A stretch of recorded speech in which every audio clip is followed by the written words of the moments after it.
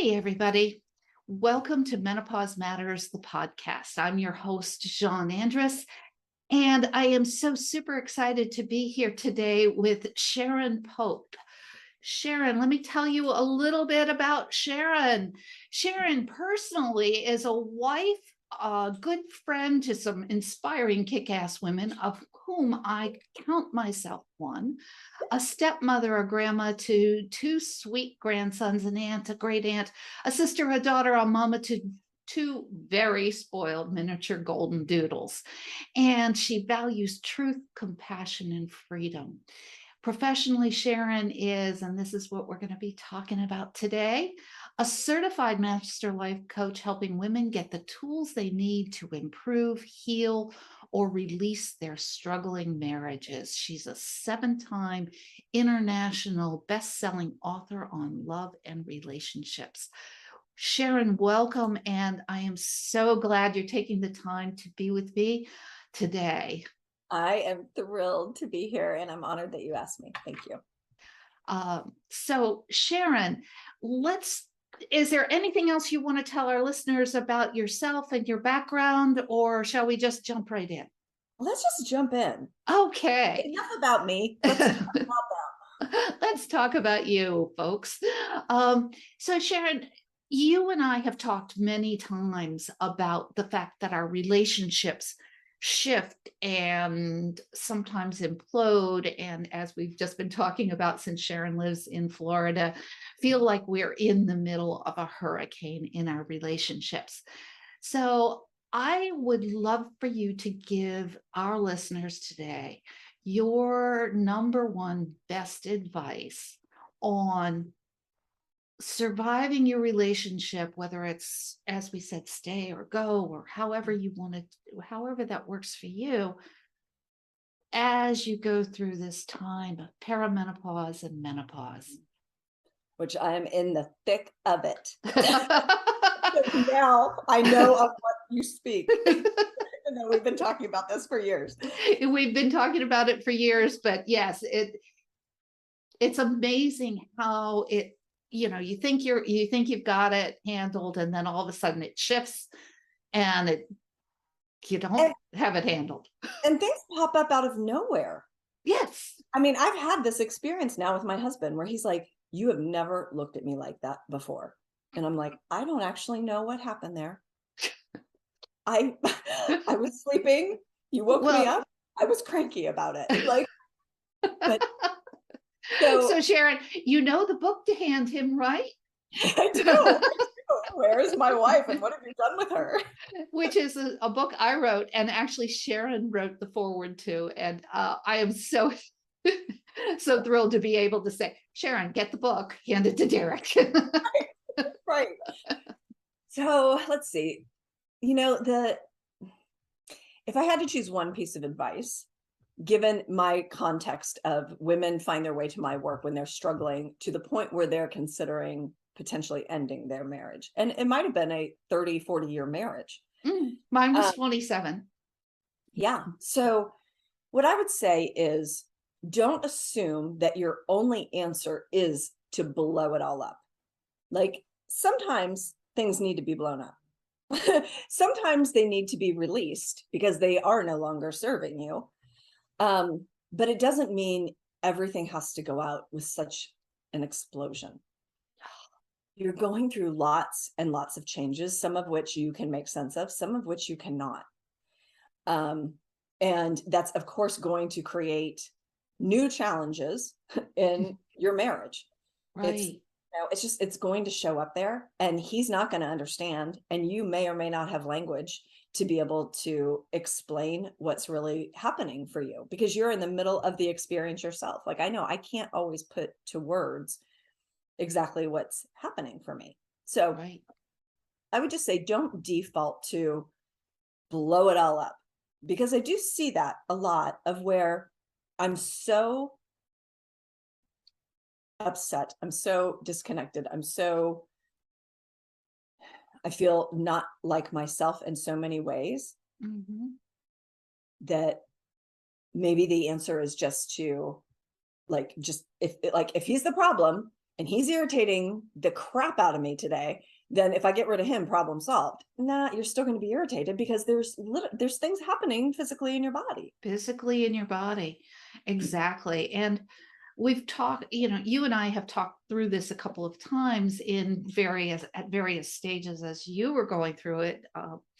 And unfortunately, I guess, Sharon, you weren't working in this area when I really needed you. Yeah. But yeah, so our husbands don't get it, which is why I wrote my book, to try and explain it. They don't know the physiology of what's going on, didn't know the physiology of what was going on in our lives and in our bodies prior to menopause. And then this whole thing comes along, and it's pretty hard for them too. And Yeah, I unless, mean, there's precious little information out there related to menopause for a woman seeking information, which is why your work is so important. But there for sure is no information really directed towards men in relationship with women when they're going through menopause right, to help right. them understand. And we expect them. One thing I learned with husband number two is that guys don't do subtle, or No. at least most guys don't do subtle. Mine didn't. My first one didn't, and my second one doesn't. And so if I want him to know and understand this stuff, I have to really take it out and unpack it for him. Yes. And again, I wrote one book on it. It's out there on Amazon. But Sharon, you've written several books on making this decision and what you can do, whichever way you attempt to follow the path, whether it's to stay and work it out, or to create a friendly separation or departure, or, as you said, to just blow it up Yeah. and leave. Is there any time at which blow it up is absolutely the best choice? There are, I hate that I even have to say this. There are a very high percentage of women that it still shocks me that have been enduring abuse of some sort for decades. Yeah. And they've explained it away and told themselves it's okay. I'm willing to do this for my kids, for my family, for all the other people. Yeah. And it's often, once you see that the behavior that you're enduring is actually abusive, because there's not a lot of people, like, they're not going to find their way to my work when they're being physically abused. I always say that's above my pay grade. Like, you need an expert to help you get out of a battered relationship. But then we don't recognize verbal abuse and emotional abuse and financial abuse And as gaslighting. Right. We don't recognize it as abuse. But once you start to see that, number one, you have to come to terms with that. And number two, then you got to figure out, what are you going to do with that? Yeah. And so, yes, there is. Where I'm like, yeah, you don't have to blow up your life and your family, but you might need to blow up the marriage or demand differently. Get really good at setting healthy boundaries for yourself so that you are not available for any type of, I don't know if I'm allowed to swear on your podcast. So I'll just yes, say, you are. I will mark it explicit. I'll just say nonsense. Yeah. So I will tell you that I spoke with our mutual friend, Jill Angie. So you can expect that I do have.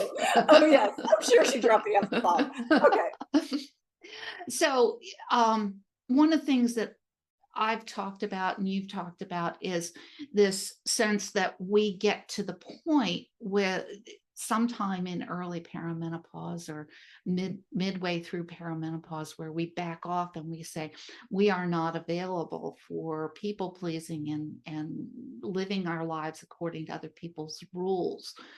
Is there a negotiation out of that if the relationship isn't really abusive, but instead it's just a habit that you've fallen into with your guy? Yes, Or I your do. spouse? Yeah, I think that there has to be a renegotiation. So I think that we are in a transitional time frame. We'll call it women of our generation. That we're in this transitional time frame of, we learned what being a wife and a mother and a woman look like by watching our mothers. But what it meant to be a wife and a mother and a woman back in the 70s is dramatically different than what it means today. But that's what we were taught. So we did a lot of the same things. And what I mean by that primarily is we put our needs on the back burner and made it about everybody else.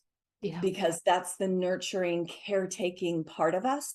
But then at some point, because we're in this transitionary phase where maybe our mothers and grandmothers, they were like, yeah, this is just how it is. You give up your life and your dreams and all of that. Where women, like now we hit, I'm going to call it 40s. Yeah. But we start to question, like, wait a minute, is this all there is? Like, this is my life now? And what's going to happen when the kids are gone and they're off building their own lives? Right. Now I have to figure out who am I if my kids don't need me day to day. And so it's a whole, and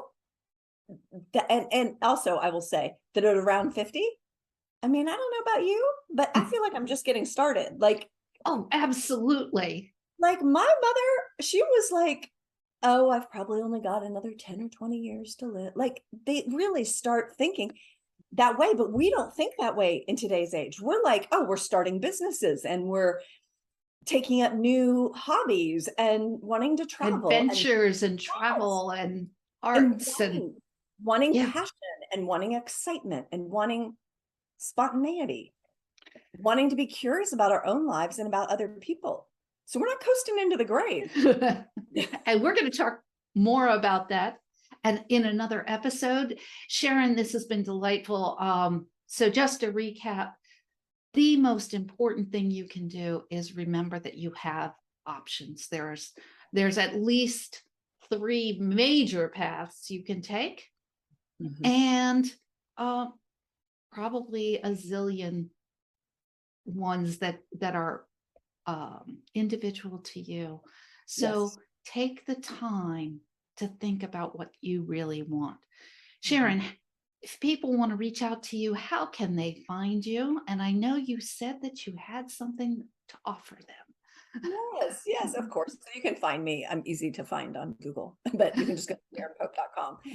There are 2 books that I want to point you to. One is a book that has sold more than 300,000 copies, and it has been tremendously helpful for a lot of people. So you can get, it's called Stay or Go, How to Find the Confidence and Clarity You Need to Either Fix the Struggles in Your Marriage or Move Forward Without Regret. You can get that book at stayorgobook.com. The other one is free, and it is called 3 Things Women Want You to Know for Men and the Women Who Love Them. Wonderful. And that you can get at 3thingstoKnow.com. Thank you so much, Sharon, for being with me this afternoon. It's been lovely to talk with you. Yeah, thank you.